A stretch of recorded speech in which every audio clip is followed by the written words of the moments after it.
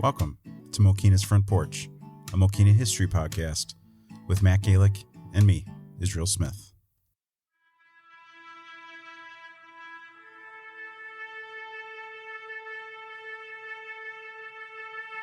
In America's cities and towns today, flags will be placed on graves in cemeteries.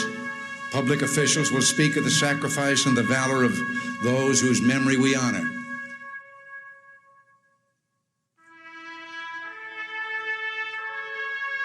I have no illusions about what little I can add now to the silent testimony of those who gave their lives willingly for their country. Words are even more feeble on this Memorial Day, for the sight before us is that of a strong and good nation that stands in silence and remembers those who were loved and who in return loved their countrymen enough to die for them. Yet we must try to honor them, not for their sakes alone, but for our own. And if words cannot repay the debt we owe these men, surely with our actions, we must strive to keep faith with them and with a vision that led them to battle and a final sacrifice. Our first obligation to them and ourselves is plain enough. The United States and the freedom for which it stands, the freedom for which they died, must endure and prosper. Their lives remind us that freedom is not bought cheaply. It has a cost. It imposes a burden. And just as they whom we commemorate were willing to sacrifice, so too must we, in a less final, less heroic way, be willing to give of ourselves. Each died for a cause he considered more important than his own life. Well, they didn't volunteer to die. They volunteered to defend values for which men have always been willing to die if need be, the values which make up what we call civilization. And how they must have wished, in all the ugliness that war brings, that no other generation of young men to follow would have to undergo that same experience. As we honor their memory today, let us pledge that their lives, their sacrifices, their valor shall be justified and remembered for as long as God gives life to this nation. And let us also pledge to do our utmost to carry out what must have been their wish, that no other generation of young men will ever have to share their experiences and repeat their sacrifice. Earlier today, with the music that we have heard, and that of our national anthem, I can't claim to know the words of all the national anthems in the world, but I don't know of any other that ends with a question and a challenge as ours does. Does that flag still wave o'er the land of the free and the home of the brave? That is what we must do. All right, well, today, Matt and I are out at Pioneer Cemetery. Yes, indeed. Kind of doing a special Memorial Day episode. And because this is one of the cemeteries in town that holds some of our veterans. It's true. Veterans. Absolutely, yeah. But first, before we talk about that, as you enter Pioneer Cemetery, there's a gun here, a big gun. Can you tell us a little bit about this piece? Yeah, absolutely. So this is, I'm not sure of the exact year or vintage, make and model, what have you, but it is a original World War II era anti-tank gun. And I believe that it came from the Rock Island Arsenal. And it has been out here at Pioneer Cemetery since, I can't remember the exact date off the top of my head, but it was within the first few years after the end of World War II. So it showed up around maybe the end of the 40s, or it may even have been as late as the early 1950s, but sort of that immediate post-war time frame. It was got set up out here by the old Mokena Civic Association, which was a group in town founded in the 1930s that was around for a long time, that did a lot of good deeds in town. And kind of an interesting story how the gun got here because it's not the first one to be in Pioneer Cemetery. As about 1940, a French model of artillery was set up out here in the cemetery. It was of a World War I vintage, and it was not the entire gun. It was just the long barrel. And Julius Oswald, who was a local concrete manufacturer, made a base for it, which is still right in the middle of the cemetery. And they set it up out here, and wouldn't you know it, a year later, the country's in World War II, and by around 1942 or 43 at the latest, the French gun was taken out of here for scrap drives. So, and of course, this happened all over the country, and the government sort of had like a scheme, if you want to call it that, where, you know, if they had to come to town or to a town and take a sort of like a public display, like a war monument or something, that they would then pay you back after the war with a new one. And that's where our current anti-tank gun comes from. Well, it's a very interesting story. And then when we first came to town, the gun was in a different position. I think it more faced Wolf Road. Yes, that's true. And then and I checked on the plaque. 2016 was the ceremony. It was refurbished and brought back here. Absolutely, yeah. Yeah, it looks great now. It looks like it was made yesterday when you look at it. Back in the, like when I was growing up, it definitely had seen some better days. It was half sunken into the ground. Pieces of it were kind of rusted off. People used to come and shove like empty pop cans and stuff down the barrel and everything because there was never a fence around it. Yeah, now it's got this nice concrete platform and the fence around it. It's lit. And that was done with, is it the Veterans Garage? Yes, that was Veterans Garage, yes. And then the VFW, I think. Absolutely, as well. So that's awesome. And it's pretty cool. That's, we got to go to that ceremony. I don't know if I was there as well. Sure, we were there. We crossed paths, or we crossed paths without knowing it, but we were both there. Yeah. So let's get into Pioneer Cemetery. Oh, absolutely. Originally called Denny Cemetery, is that right? That's correct, Denny Cemetery. Yes, this was called Denny Cemetery, not as one may think because of the street which runs alongside of it here, but because this place started off as the Denny family burial ground, as Mokena village founder, town dad, Alan Denny lived with his family just a little ways south of here. Sort of, kind of in the rough vicinity of where Burcott's is now. Okay. And his parents, Charles and Lucinda Denny, who had come here from New York in their elderly age to come live with them here in the 1830s. Of course, this is before Mokena, before the Rock Island Railroad. They both died, Charles and Lucinda Denny, within a few days of each other in August 1839. And he buried them, Alan Denny, in a serene spot on his property, which is where we're standing now. And over the years, other members of his family would be buried here.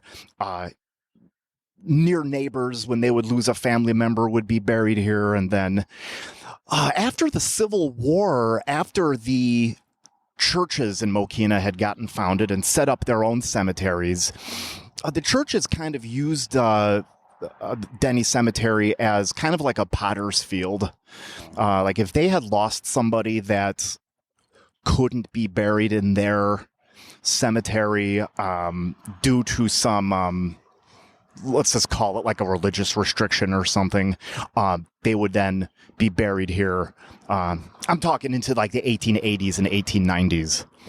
Wow. But yeah, long answer to a short question. Yes, this was historically called Denny Cemetery, and the name of Pioneer Memorial Cemetery did not come along until 1939. Okay, and so there's limited headstones here. So I assume they've kind of been gathered in these areas as they've found them around the property. Absolutely. Yeah, that's another interesting story. There's so much interesting history and interesting stories here at Pioneer Cemetery. Most historic place in Mokena. I wish everybody would get the sense of awe that I do whenever I'm here. But to answer your question, so yes, anybody that comes to Pioneer Cemetery will notice that the headstones that are still here are kind of arranged in sort of like in neat rows. And the reason for that is, once again, to go back to 1939, what was called back then the Mokena Garden Club had taken an interest in the cemetery and wanted to spruce it up and turn it into kind of like a beauty spot for the community, because back then, prior to 1939, nobody was taking care of it on a regular basis. The village didn't take care of it. The VFW post did not take care of it. If anybody was coming here and trimming the lawns or clearing out the huge bramble bushes that used to grow here, stuff like that, it was just people who lived nearby, random people around town who did good deeds. So the garden club was going to change that. They were going to really spruce things up around here. So first things first, they wanted to run an old piece of equipment that you really don't see anymore nowadays called a road grader through the cemetery. And road graders were kind of like, almost like big plows that were used. The blade in the middle of, in between the front and the back. Yeah, wheels, exactly. Right? Yeah. Used on dirt roads to kind of scrape up tree roots and, stuff like that. So they thought that would be the most efficient way to clear out all the massive overgrowth that used to be here. Because it really could, the cemetery back then really could at times look like a jungle, which you really see if you look at old pictures. So anyway, they had the best of intentions in their hearts. The road grader came through here, but in doing so, it uprooted a lot of the gravestones from their original spots, and also destroyed a lot of them too. So after everything was said and done, they kind of realized what happened, and nobody really knew where the individual gravestones went. So they just kind of arranged them as how they saw fit. And that's why everything looks here like it does, because they haven't really significantly moved since then. And there's no real marking or tracking of, that's kind of what you said, but of where the stones were before, huh? That is correct, yes. Because I shouldn't say normal cemeteries, but other cemeteries will have like a board of directors, or if it's affiliated with a church, the church will have like a board that oversees the cemetery, and these people will keep maps of the plots and which plot belongs to who, and so on and so forth. But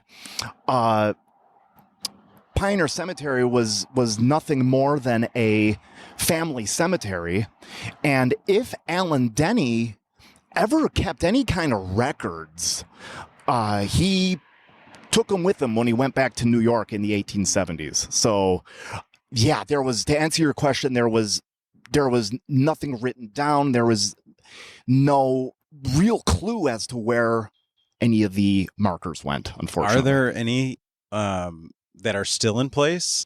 Based on some pictures that exist, and there aren't many old ones at Pioneer Cemetery, but there are a couple.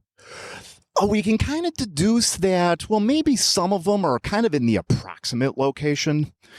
Like, for example, Charles Denny's grave, who I'm sure we'll talk about here, probably the most prominent one in the cemetery, which is right up against Wolf Road. That one appears to be, or the markers that are on it today appear to be at least in the general proximity of where he's actually buried. Okay. All right. Well, yeah, please, let's talk a little bit about Denny. Yeah. So first of all, we talked a little about Alan Denny, who is the man who founded not only Mokena, but this cemetery. Despite the fact that he does have a marker here in the cemetery, he is not buried here. He hung around the Mokena area for decades and decades, but as a very old man, he moved back to New York State, which is where he came from, and he died out there in 1875, and he's buried out there. But his father, Charles Denny, who is the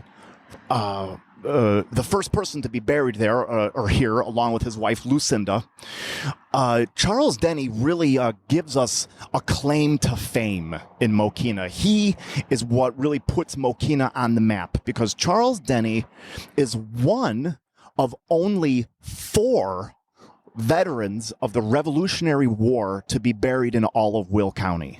Wow. Yeah. That is really significant. Oh, yeah, absolutely. Absolutely. Yeah. He was, Charles Denny was a native of New York State and lived there most of his life. He was born there in 1759 on Christmas Day. And during the Revolutionary War, the 1770s and 1780s, he served a few separate stints, if you want to call it, in the New York militia. And at one point, he served as his company's cook.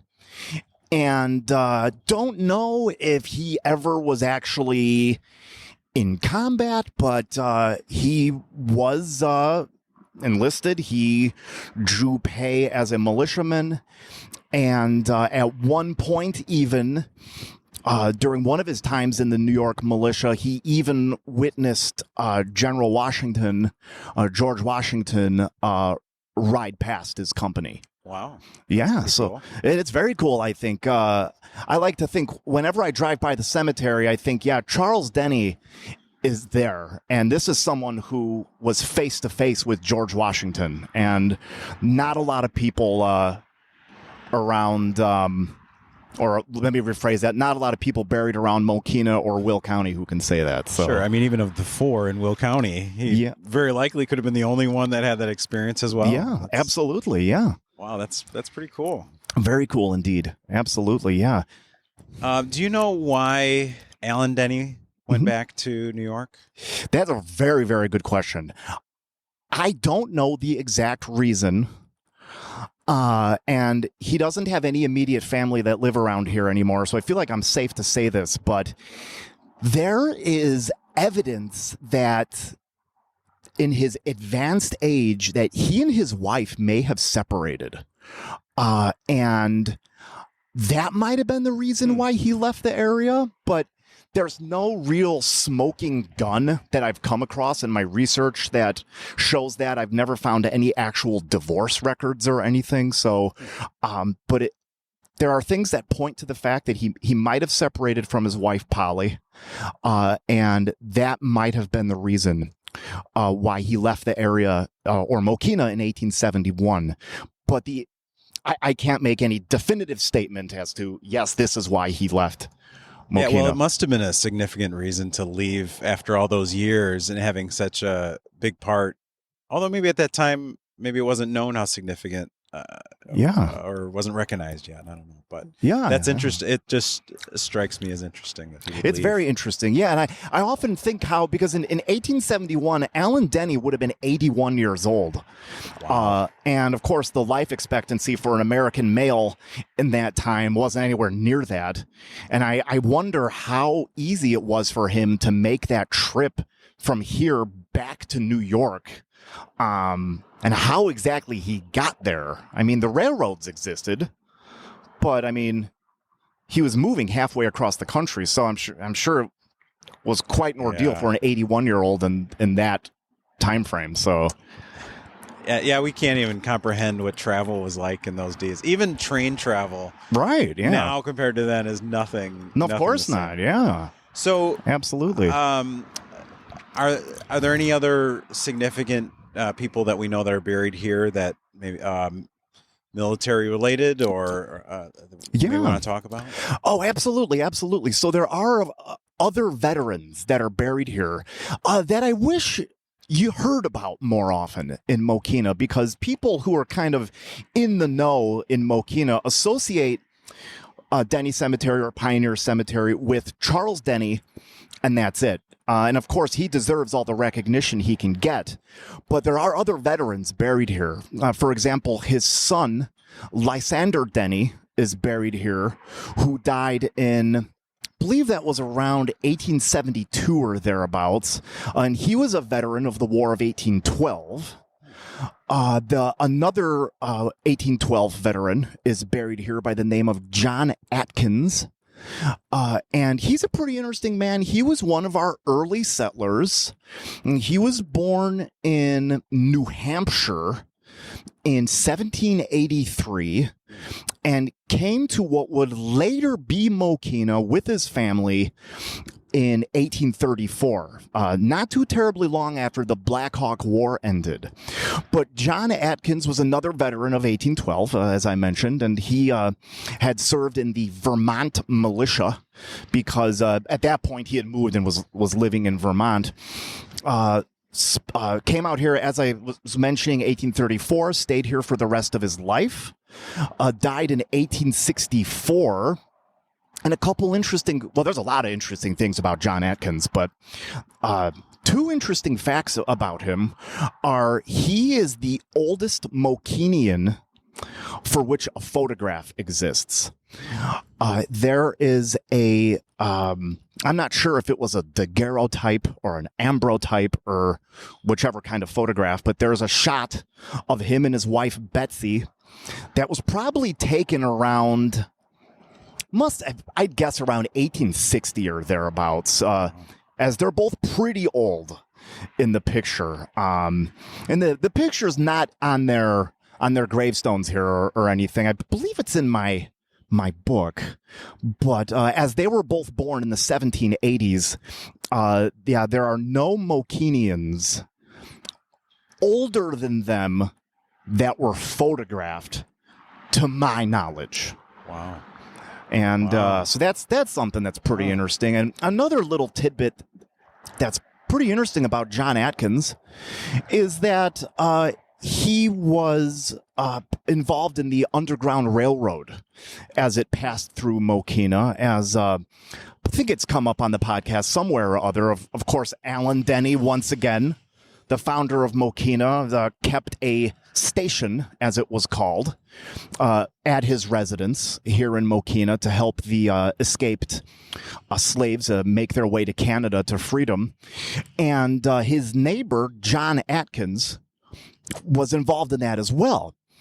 John Atkins didn't quite keep a station, as, of course, even though Illinois was a free state, it was still illegal here to give any kind of aid to escaped slaves. So he, I'm sure, was very aware of this and didn't quite want to offer up his home, as if he had been discovered, he would have been in quite a lot of trouble. But what John Atkins did was sort of ferry the slaves from one station to the next, often in the middle of the night. I'd imagine he was taking them either to or from Alan Denny, and maybe to the next station that we know of that was in New Lenox, that was kept by Alan Denny's brother-in-law, Samuel Haven. And what Mr. Atkins did was he would have the slaves lay down in his cart, and he would kind of put blankets and hay or straw over them. So if he happened to encounter anybody, they wouldn't see anything out of the ordinary. But yeah, John Atkins led a very, very interesting life, and he was a real Mokenian, and we have him here at the cemetery. And where did they live? Where was their farm? Oh, very good question. So the Atkins family owned good amount of property out here, and it was kind of divvied up between John Sr. and his son John Jr. He had a couple other sons with good old biblical names, Eliphalet and Jerem. But anyway, John Sr. and his wife Betsy, as far as we can tell, lived on the north side of LaPorte Road, right about where the S curve is, over by the Forest Preserve. Okay. Until maybe about within the last 5 or so years, there was a log home over there. That was not the Atkinses. It's not original to Mokena, that structure, but right thereabouts is where the Atkins homestead was. Okay, and did they have part of what's now the Forest Preserve on the other side of LaPorte, or would it have gone north? Yeah, so good question. So the Atkins, John Sr.'s estate was narrow but long. It stretched from that spot straight north all the way through to what is now 191st Street. Oh wow! Cutting all the way through what is now I guess that would be Grassmere. So kind of narrow but long. Yeah, and that was one of his sons. I think it was Eliphalet owned a pretty decent sized chunk of where the Forest Preserve is now. And where do you find Eliphalet in the Bible? I can't. That's a very good question. I can't remember exactly. I did look up his name once because I had no idea how to pronounce it. I found it. I found sort of like a phonetic pronunciation of it. And yeah, I wish I could remember where exactly he appeared in the Bible. But well, we'll save that for another podcast. Yeah. We also want to talk a little bit because obviously Memorial Day is about celebration of those that have given their life to sacrifice in war, died. Sure, absolutely. Yeah. So we want to recognize, the other cemeteries in town. Absolutely, yeah, as well. But anybody else that you think is important, maybe a good to highlight here at Pioneer before we move on? Yeah. Speaking of veterans, there's one more person that I'd like to mention, and this was a gentleman who was quite a lot younger than Charles Denny and John Atkins and Lysander Denny. This was a guy by the name of Abram Evans. Sometimes I've seen his name rendered as Evans. So unfortunately, we can't even really be sure how his last name was pronounced, but I just say Evans. But Abram Evans was another New Yorker. And he was, if I remember correctly, he was born in New York State around 1835 or so, and he fought in the Civil War. Of course, New York had the highest per capita enlistment of men to the Union Army. And Abram Evans was one of them. He served in an engineering unit. So he would have been building roads and bridges and stuff like that. And he made it through the whole war. And he came out here to Mokena since it's kind of tough to say when he showed up because any genealogist or historian will share my frustration in the fact that the 1890 census no longer exists. So it's kind of tough. How is that? What happened there? That's quite a story. There was a disastrous fire at a National Archives facility in, I'm not even going to say when because I can't remember the exact date, but one of the treasures that was lost in this huge conflagration was something like 98% of the 1890 census records. Oh my gosh. So any historian will tell you that census records are just this wealth of information and historical research. But in that kind of later part of the 1800s, there's no way to tell who was where in Mokena because all of our records burned up. Amazing. But in any case, we can kind of deduce that Abram Evans showed up around maybe the later part of the 1880s or in the early part of the 1890s. And he just did sort of odd jobs around town. Of course, he was... would have been about, if my math is correct, in about his 50s, I think, by that time. He did come to own a house on Front Street that was on the south side of Front Street. Stood, let's see, let me get my bearings here. Stood just west of Front Street's intersection with Midland Avenue. On the south side of Front Street there, just west of the police station, there's an apartment building on the south side there. And that's right about where Abram Evans's house was. But in any case, he died of unknown causes, lost to history, around 1895 or 1896, and he didn't really have any church affiliations or any family members to speak of out here so far as we know, and it kind of appears that he may have been poor. He might have been a pauper, because he was buried here in Denny Cemetery at the expense of Frankfort Township. And he was one of the last people to be buried here. And we don't know if he ever had a gravestone here. I'm kind of thinking he probably didn't. But yeah, so he's our Civil War veteran at Denny Cemetery. And the last one to be buried here. Yeah. Wow. He was it might have been one or two other people after him, but it looks like they stopped burying people here kind of like the end of the 1890s. Yeah. This would be the oldest cemetery in town. Is that right? That is so correct. After that, absolutely, where do we go? Is it St. Mary's or St. John's, or I forget the one out on Reagan Road? Yeah, Marshall Cemetery. Marshall Cemetery is about the same age as Denny Cemetery or Pioneer Cemetery, established in the 1830s by the Marshall family, and who were Alan Denny's in-laws. Any significant people buried there with military service? Oh, absolutely. Marshall Cemetery is loaded with Civil War veterans. I think there's about a dozen of them there. And there's... I'm sorry. No. Did any of those, were any of those that were killed in action, killed in service? Yeah, that's a very good question. So there's a gravestone at Marshall Cemetery out on Reagan Road for a man by the name of Thomas Packard Parker, who was a local farmer. He was a pretty young guy, but it must have been about 25 or 26 when he volunteered in the Union Army in 1862 in the 100th Illinois Volunteer Infantry, the Will County Regiment. And he was killed at the Battle of Chickamauga, Georgia on September 19th, 1863.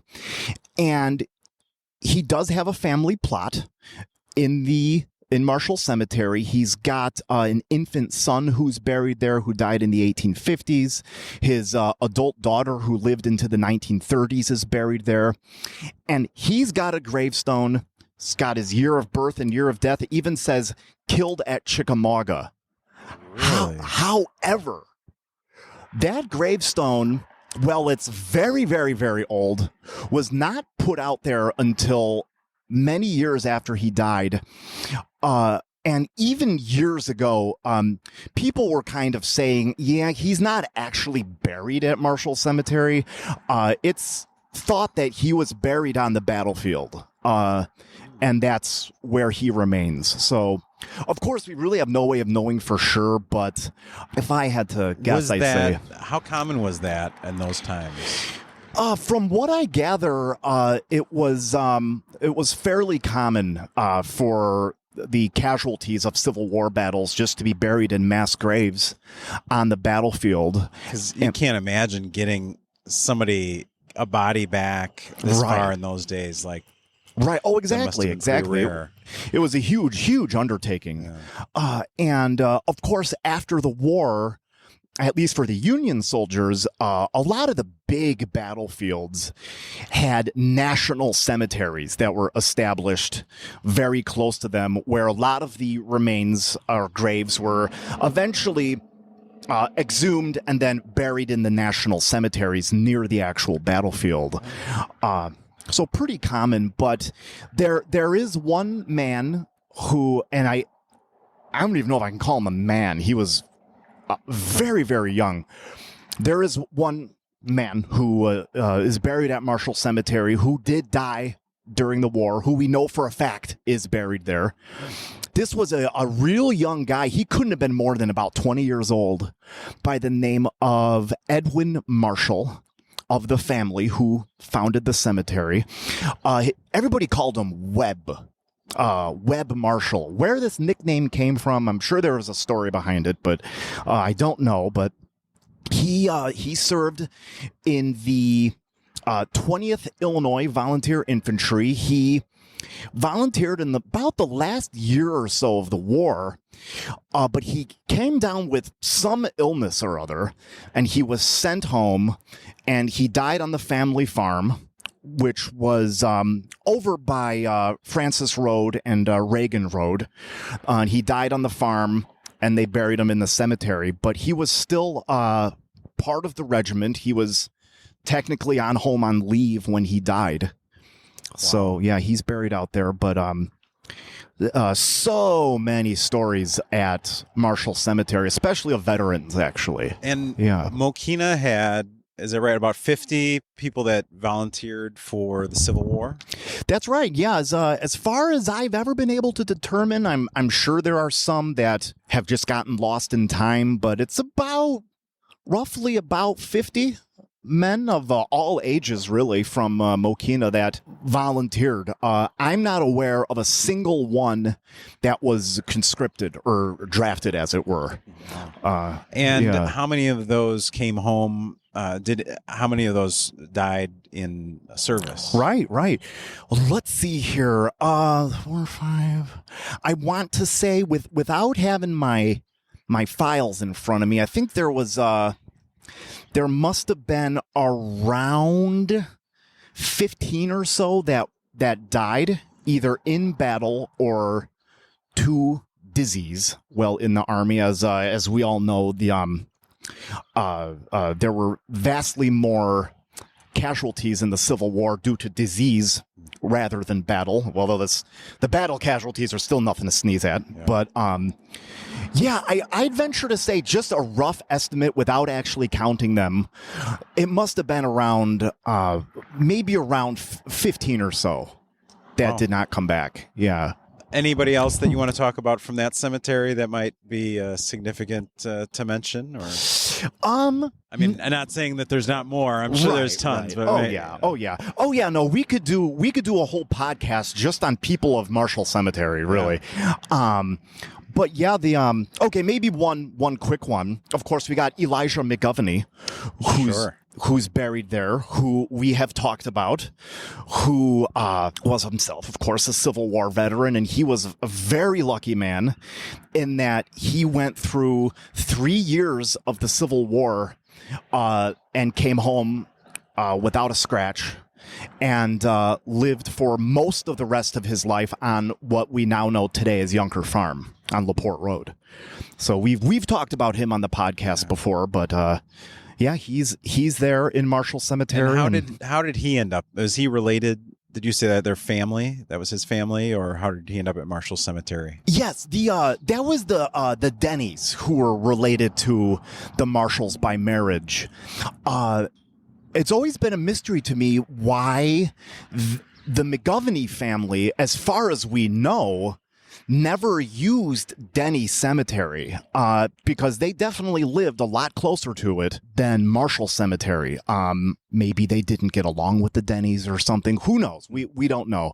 But yeah, for well over 100 years, 135 years, no, longer than that. I can think of a McGovney who was buried there, in the 1990s. So well over a century, the McGovneys used Marshall Cemetery. Yeah, now, absolutely. Which one is older, St. John's Cemetery or St. Mary's Cemetery? Well, that's a very good question. St. John's Cemetery is older than St. Mary's by a tad. St. John's Cemetery was founded in 1863.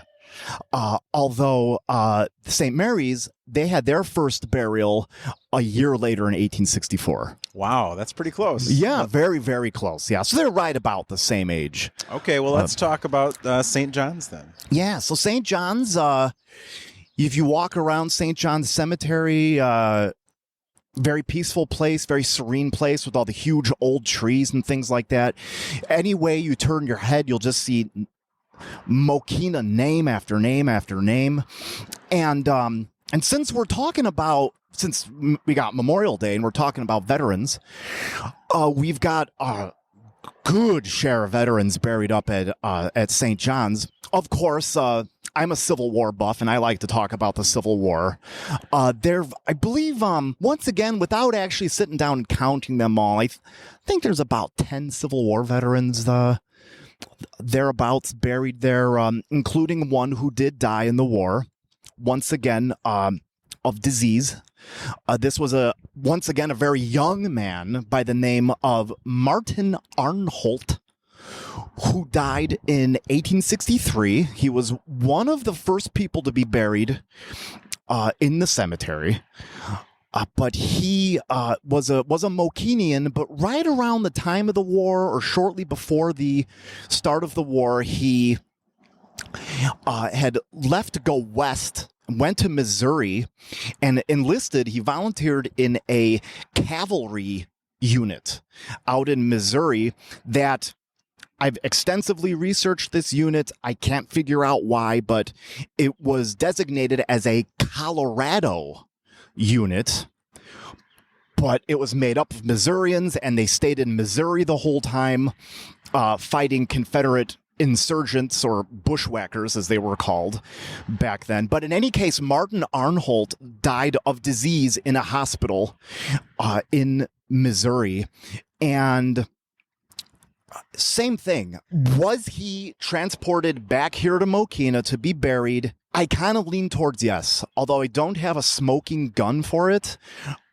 He did have a gravestone out there that was put there around the time he died.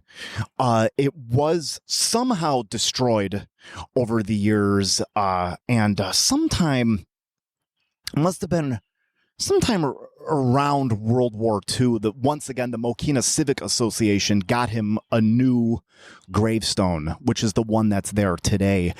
But I kind of lean towards him actually being buried there because St. John's Church made a record of his burial with their other records of people who were being buried there. So I kind of like to think that Martin Arnholt is buried there. But I don't want to spend the whole podcast dwelling just on the Civil War, because we got a lot of American heroes, of course, from other wars. And just to pick two, and there are so many. There's so many other veterans of other wars, World War I, World War II, that we've got at St. John's. Two local guys that have really interesting and kind of heroic stories are one gentleman by the name of George Hench, who is a World War II veteran who lived in Mokena his whole life. He at the time he went into the Army after the outbreak of World War II, he was living on Wolf Road. Although I'm not sure exactly where. It was, according to census records, it was somewhere around Wolf Road and 3rd Street. But I'm hoping maybe that we'll have a listener who will remember him and his family. There still are Henches who live in Mokena to this day who are cousins of his. But I'm hoping maybe somebody will remember and tell us where exactly he lived. But in any case, George Hench was born in 1921, so he's 20 years old when Pearl Harbor happened. Went into the military, became a gunner on a tank crew, and fought through Europe. And right about a month or so before the war ended, he was in action in Germany. He was driving a what's called a half track, and he had a bunch of other guys on the half track with him. He was driving. He took a bazooka round to the vehicle from a German, what was called a Panzerfaust. He was the only one of the guys that lived, although he suffered pretty severe burns on his face and hands. And because of this, he was awarded the Purple Heart. Luckily, though, he went to England, where he recovered in a hospital there and came back home to Mokena.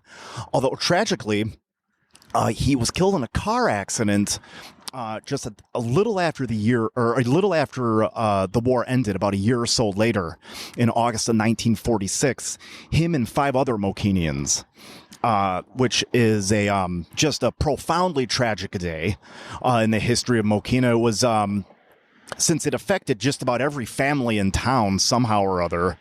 This was an event that even as recently as the 1980s, people really didn't even talk about it openly. But to circle back, George Hench, he was the driver of one of the cars. But he had a very impressive war record, and he's buried in the Veterans Plot in St. John's Cemetery. If you're unfamiliar, you pull in the St. John's Cemetery, and you go up the little driveway that leads into the cemetery, past the gate.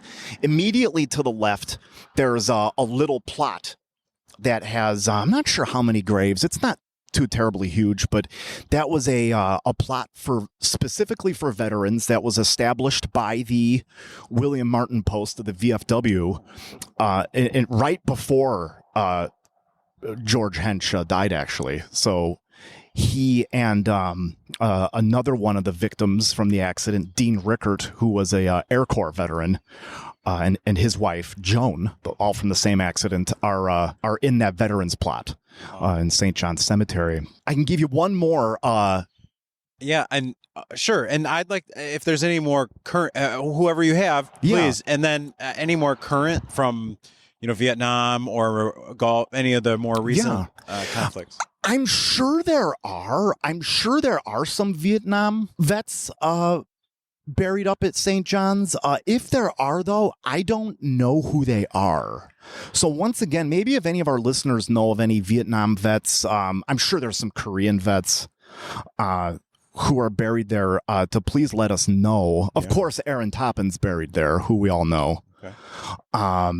Gulf veterans, I'm not sure. I don't know if there are any. But another only one more of so many interesting ones.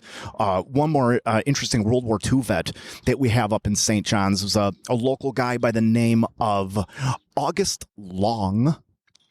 And his wife, Lucille, was still living until, well, to me, this is recently. A lot of people would probably disagree. She passed away, Lucille Long passed away in 2006. And she was almost 100. She was well into her 90s. And I remember when she lived on Wolf Road, she lived, let's see here, right north of where Willowcrest Lane comes into Wolf Road. Not that house. Right there on the corner on the northern side, of course, people will remember, longtime Mokenians will remember Gus Brown and his brother living in that house for many years. But the Longs lived in the next house north of that house. Anyway, I'm kind of digressing. That's okay. August Long, he didn't live in Mokena his whole life, but he, I believe, from all indications at least, that he came here a little before World War II started, and like a lot of guys of his generation, he's well into his 30s already by this point, went into the Army during World War II, and right before the end of the war, like George Hench, he was in action in Germany, and he suffered a broken jaw in hand-to-hand combat with a German soldier when the other guy used the butt of his rifle to strike him repeatedly in the head. Wow. It was August Long went through some stuff. But yeah, his jaw was broken. But he pulled through and came back to Mokena, and he passed away in 1989, and he's buried up at St. John's. Do you know, would he have been another Purple Heart recipient because of that or not? That's a good question. Sure. I'd like to think he was, because he definitely deserved it. You'd think you'd qualify if you get that happen to your jaw. Yeah. I don't know how the rules break down for who exactly get.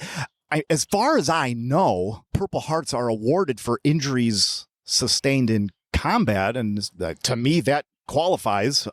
So if any of his family members are listening, they can tell us for sure whether he got one or not. I hope he did. Okay. Anybody else at St. John's you want to highlight before we move on to St. Mary's? No, not particularly off the top of my head. Okay. Just a lot of historic people from the 1860s all the way up till now, be they veterans or not. Once again, we could do a whole podcast just on people of St. John's Cemetery. Which I'm sure we will at some point. I know. I think you've got articles on each of the I do, yeah. cemeteries. So that, I think that'd be interesting. Yeah, for sure. a lot of interesting Well, people. let's talk about St. Mary's then. Yeah, so St. Mary's Cemetery. So as we said, it's about the same age as St. John's and a year younger, but nobody's keeping track. And Our newest cemetery. Our in town. newest cemetery from 1864. Of course, we've got the historic original St. Mary's German Catholic Church still standing there. And it's a little smaller than St. John's, but there's no shortage of historic people. There are two Civil War veterans buried there, one of which, a railroad worker by the name of George Smith, who was originally a German Schmidt, but he kind of Americanized his name down the line. We could spend the longest time talking about his life and how interesting he was. He was a trustee on the very first board of trustees when the village was incorporated in 1880. But he was a Civil War veteran who served in the Union Army through the whole war and was wounded, if you can believe it, 4 separate times. And his dedication to the Union cause was so just strong in his heart that his term of enlistment expired in 1864, and he could have went home back to Mokena if he had the choice, but he volunteered to enlist again and stayed with the Army through the end of the war. But something that's interesting about George Smith, just one little tidbit out of many, is that he, once again, if you can even believe this, carried a Confederate ball, a Minier ball, as they were called, in his head until the day he died. And he was hit in his face, just below his nose, and the ball lodged above the roof of his mouth. Was it able, you could see it or touch it? I mean, feel it? Or he was able to feel it. There is an account for him where he was talking with, or writing to, it must have been a doctor. Of course, this information comes out of his the files that still exist in the National Archives for when he applied for his well-deserved Union veterans pension. He said that if he moved his head a certain way, he could kind of feel the ball move with his head. And what does it do to you have a lead ball stuck in your above your roof of your mouth? Oh my gosh. I can't imagine what the man went through. He lost some fingers in one wounding. He was wounded in the shoulder, through his leg. And how old did he live to be? By today's standards, not too terribly old. I believe George Smith was born in 1838 in Germany. Came with his family to Mokena in the 1850s. He died in 1903, I believe. So that would put him in his, 60s maybe? 40, 50, 60, 70. Thereabouts. Yeah, early 60s, I think. So, of course, by today, that's nothing. But when he died, it was said that his wounds played a role. You can imagine in his death. That's significant. Wow. Oh, absolutely. Yeah.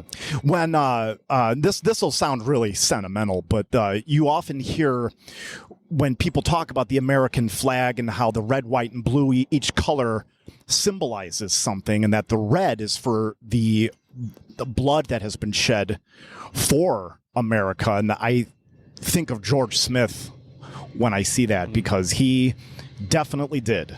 Went through a lot back during the Civil War years. But, Anybody else in St. Mary's? Yeah, there are 2 other really interesting guys. Of course, as I keep saying, disclaimer, there are dozens and dozens and dozens of really interesting historic people in that cemetery. But two more just right off the bat that I think of right away. So another World War II veteran by the name of Ed Tierney. He once again he was not a Mokenian by birth. He and his family came to Mokena from Chicago. If I remember correctly, they settled here in the 1930s. But Ed Tierney was a Marine Corps veteran of World War II and was actually wounded at the Battle of Iwo Jima. And once again, tragically, he died in the same car accident that George Hench did.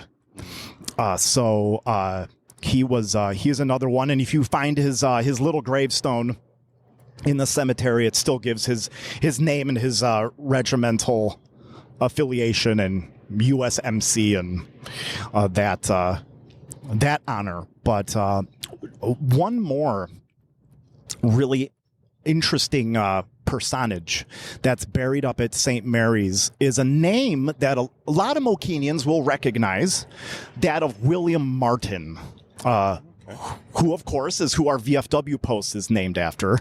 And it's interesting because William Martin was not actually a Mokenian, but he's buried in our cemetery because he was a Catholic man, and he was from Lincoln Estates, which we know is out in Frankfort Township.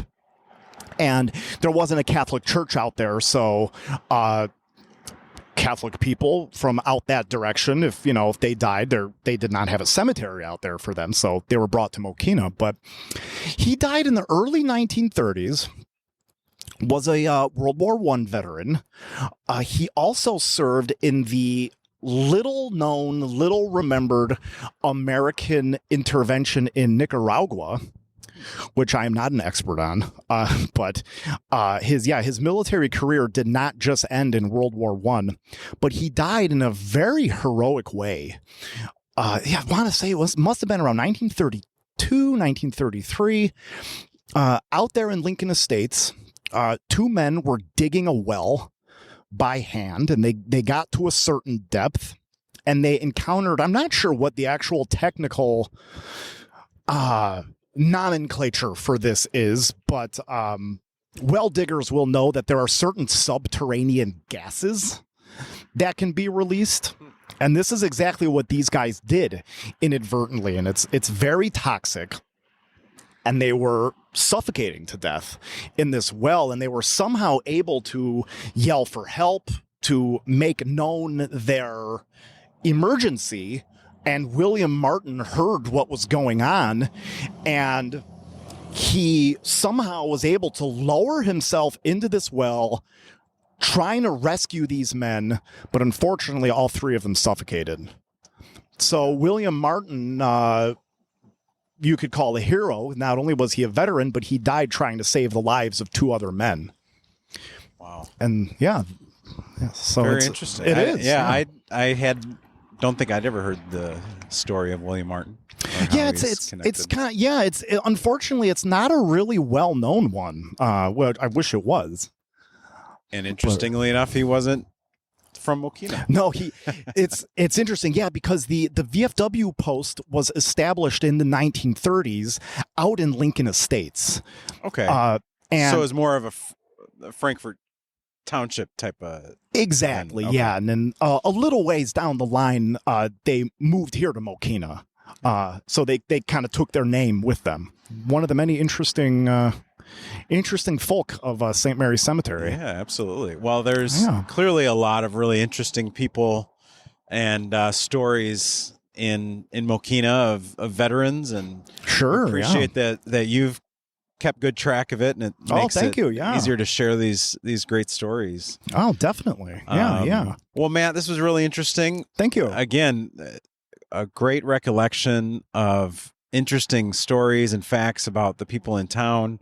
Hopefully there's some of the families, of these veterans here, and can understand our appreciation for those that gave sacrificed their lives for our country, service to our country. Absolutely, definitely. All right, Yeah. Matt. Well, have a great Memorial Day. Thank you. And You we'll too, see you Israel. next time.